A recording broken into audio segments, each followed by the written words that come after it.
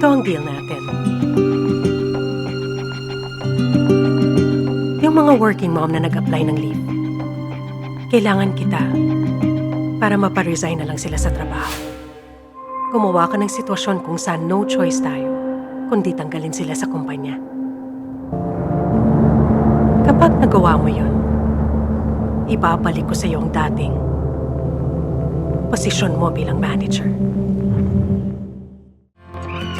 Isang inang nagmamahal sa pamilya ang nagpasyang bumalik sa mundo ng pagiging empleyado para protektahan ang pamilyang yun.